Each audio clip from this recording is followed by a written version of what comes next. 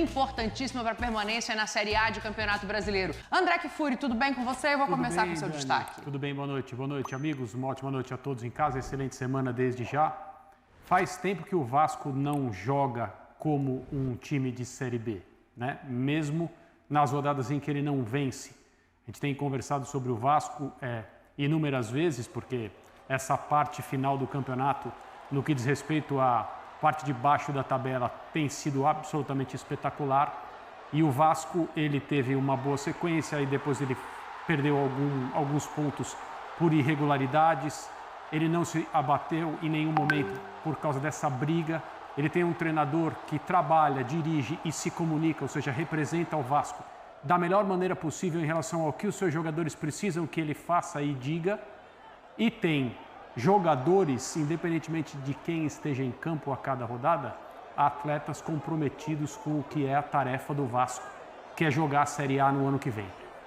E o jogo de hoje foi uma vitória daquelas que, se o Vasco de fato conseguir se manter, vai ser lembrada por muito tempo, porque com 94 minutos, um jogador contratado de maneira até surpreendente, quem imaginaria que um dia o Dimitri Payet jogaria futebol no Brasil? E ele viria para um time, ele chegaria direto num time cuja missão principal era se manter na primeira divisão do futebol do país. E ele também se compromete, mesmo no início em que não está fisicamente no mesmo nível dos outros ou no nível que deveria estar, mesmo às vezes até tecnicamente não correspondendo em relação ao que se espera dele, mas já contribuiu demais. E aí ele faz o gol que hoje dá a vitória ao Vasco, mantém o Vasco fora da zona do rebaixamento. E é uma equipe que em espírito, em entrega e na parte técnica não tem o crachá da Série B. Eu vou me surpreender muito se o Vasco não conseguir se manter e for rebaixado. Eu não acho que isso vai acontecer.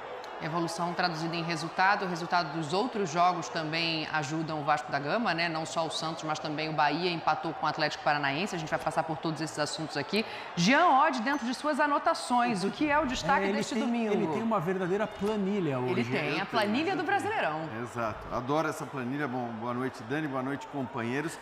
Esse Brasileirão exige uma planilha, né? Porque que maluquice, que campeonato espetacular, a briga lá em cima, a briga de baixo. Então a gente realmente acho que fica o tempo todo fazendo contas, entendendo também a dificuldade dos confrontos que cada time tem pela frente. Eu assino embaixo tudo que o André falou em relação ao Vasco, mas não necessariamente para a atuação de hoje.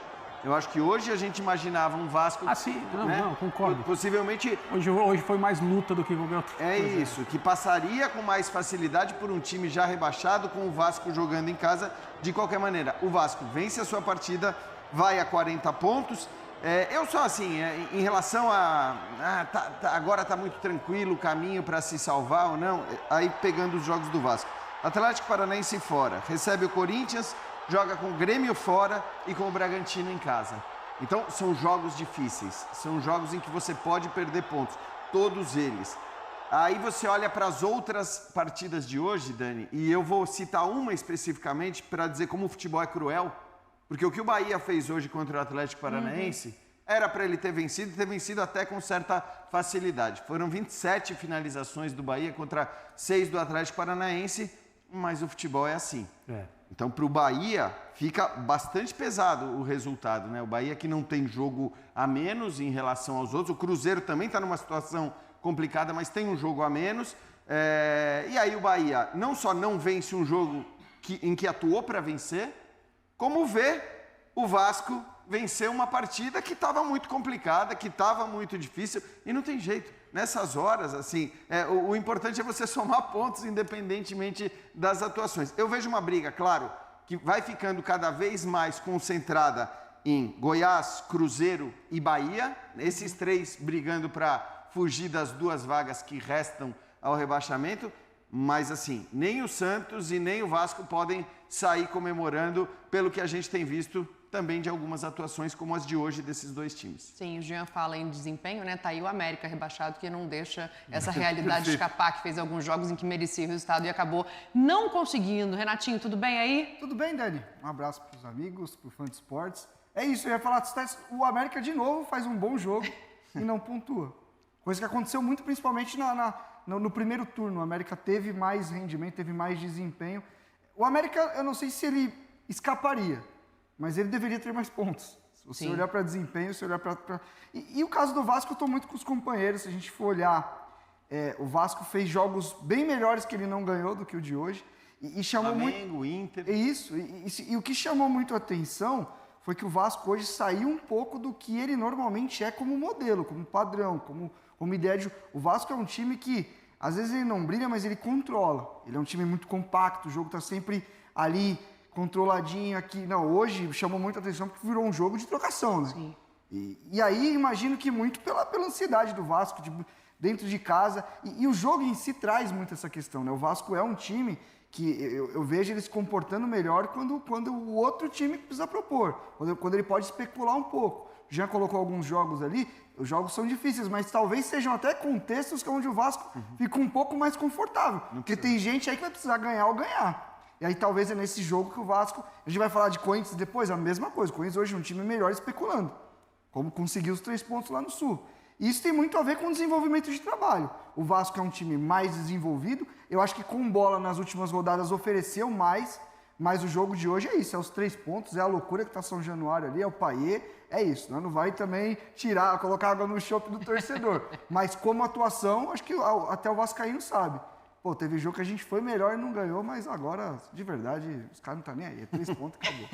Eu tenho uma dúvida em relação a essa mudança de postura. Eu já coloco aqui na roda, mas não sem antes ouvir o Mário Marra. Tudo bem, Marrinha? Boa noite para você. Prazer estar com você, com os companheiros, com o Fã de Esportes. Assim, eu concordo com tudo que foi falado, mas eu estou ainda um pouco impactado com um vídeo que está no perfil do Sport Center, da ESPN, do Arias, se rendendo às psicólogas do Fluminense na semana passada. Eu acho que esse lado emocional, ele é, no momento, na reta final do Campeonato Brasileiro, especialmente para a turma que está muito perto da zona de rebaixamento, dentro da zona de rebaixamento, lutando, esse lado emocional vai pesar demais. Ele já pesa naturalmente. Sim. Só que quem está no desespero, eu acho que está mais sujeito a fazer bobagem ou a acreditar muito. E talvez o resultado de hoje, com um gol do Paiê, um gol como foi, perto do fim do jogo, em um jogo em que estava muito claro que o Vasco estava na corda bamba durante boa parte da partida, parte do jogo, para não ficar feio, talvez isso dê um reforço emocional. Talvez isso seja positivo para o que o Vasco tem pela frente. O Vasco precisa passar por isso logo. A possibilidade de um próximo ano ser um ano bem melhor, se bem que a gente falou isso no final do ano passado também, né? Mas está melhor esse ano, hein? Está melhor, não, sim. Lembrando do que foi aquele jogo com o Ituano na última rodada. Quem tinha que morrer, morreu. É que foi necessário, foi necessário fazer uma intervenção, né? E contratar a gente no meio desse Campeonato Brasileiro. Sim. Porque, as coisas não pareciam muito promissoras, né? E talvez o investimento tivesse planejado para um outro momento em outro tipo de jogador, mas o Vasco precisou, né? Já deu para perceber que para o ano que vem acelera. Faz isso no início do ano, né? Para evitar problema. Claro. A minha questão SAF do em Vasco relação... foi que teve mais dificuldade, né, em acertar o timing das coisas. A própria Série B ali também, parece que acerta a SAF, já quando a janela tinha fechado, o time sofre. Já não podia mais contratar no primeiro momento, quando chega o dinheiro, né? A minha questão, ela passa por todos esses lugares, assim. Porque eu fico me perguntando, nesse jogo, claro, tem a questão da necessidade, por ser o América do outro lado e um jogo em casa, mas o quanto o trabalho já evoluiu nas mãos do Ramon? Porque os reforços chegaram no meio do ano, ele foi moldando um time. Essa postura muda por isso também?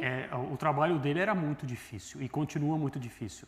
Porque ele era um recém-chegado, praticamente junto com os jogadores, e o Vasco não tinha tempo. Então não tem um treinador formado em outro lugar. Hoje todo mundo se conhece, o futebol está globalizado, mas as dificuldades que o futebol brasileiro impõe ao trabalho de comissões técnicas, elas são absolutamente surpreendentes quando eles chegam aqui, né? Talvez a principal característica que um treinador que não foi formado, às vezes como jogador no futebol brasileiro e depois como técnico sempre aqui, seja entender como se adaptar às dificuldades. O nosso futebol ele é único na sabotagem ao trabalho de comissões técnicas. O campeonato está super emocionante. O Abel Ferreira falou no meio da semana que não tem campeonato tão difícil quanto o Campeonato Brasileiro.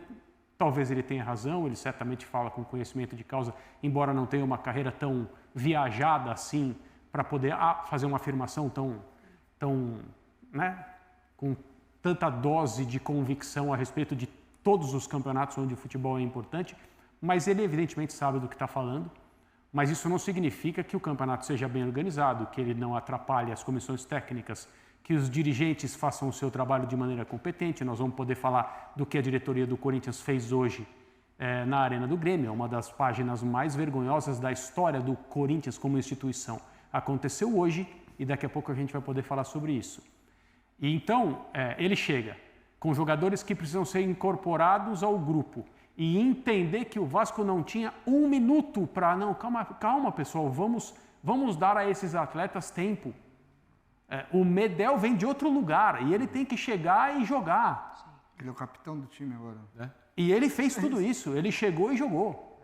Então, mas a necessidade. Então quer dizer que não é preciso dar tempo aos jogadores para se adaptar a novas equipes e tal? É claro que é. E o que aconteceu com o Vasco, com esses atletas que chegaram, né, com tudo acontecendo e tiveram que já desempenhar imediatamente, talvez seja a exceção.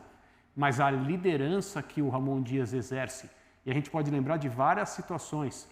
No dia que ele bate a mão na mesa e diz que o Vasco não vai cair. Ele não podia garantir que o Vasco não vai cair. Ninguém pode garantir que o Vasco não vai cair. Mas a tradução daquilo que ele está dizendo é assim, nós vamos até o fim para não permitir que o Vasco caia. E qual o eco disso no vestiário? Né? Exato. E nós acreditamos até o último fio de cabelo que o Vasco não vai cair. No episódio da suspensão de São Januário, ele mostra a indignação representando o clube e o torcedor de maneira digna. Ele está indignado, mas ele é decente quando ele comenta. Sim. Ele não apela.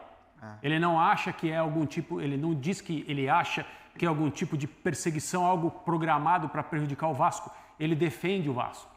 Então, ninguém aqui está no vestiário para saber como é o dia a dia. Mas a impressão que ele passa pela forma como ele fala publicamente é que o trabalho dele interno também é muito bom. Muito bom. E sem isso, eu não acho que o Vasco estaria... na posição em que está. Aqui não é uma posição tranquila. Mas o Vasco briga muito bem, o Vasco compete demais. E assim, o que está acontecendo é o que você falou, a exceção não é normal. O normal seria outra coisa. Eu até escrevi um texto sobre isso. Você olha para o Vasco, era jogadores chegando de centros, cada um de um centro diferente. Veio gente do Oriente Médio. Que normalmente, e eu já escutei isso de comissão técnica, quando você contrata um jogador de Oriente Médio, se o argentino precisa de adaptação... O cara tem que ser convertido, exatamente, né? Porque é quase um outro esporte. Não por questão até de calendário, de treinamento... Como é que você explica para o Payet o calendário brasileiro? Exatamente. E assim, o Vasco acertou... por exemplo, o Paulinho Paula é um jogador... A gente fala muito do Payet, do Verratti e tal. Pô, esse cara, do jeito que ele chegou, e ele tem toda a história, né, com o Vasco e tal... Pô, esse cara deixa tudo dentro de campo. Pra mim, ele é o jogador da recuperação do Vasco. Ele até deu uma caidinha nas últimas rodadas, acho que ele... Mas, assim, não é que o Vasco acertou 1, 2 jogadores. Não, todo mundo que ele trouxe veio com a questão do comprometimento. Pô, o Medel não é um craque de bola, nada, mas o Medel... Não, teve que ser reposicionado para render, mas o Medel é um jogador vitorioso, de uma carreira muito bem feita em Europa e tal. A gente já cansou de ver jogador que chega nessas condições aqui no Brasil e vem para roubar só. Sim. Vem só para sentar no contrato e ficar tranquilo. Então, assim, sempre quando eu falo do Vasco, a palavra que vem na minha cabeça é mobilização. O velho conseguiu mexer com as coisas. Eu acho que o discurso dele é o que o André falou, ele não é nem para mais nem para menos, sabe?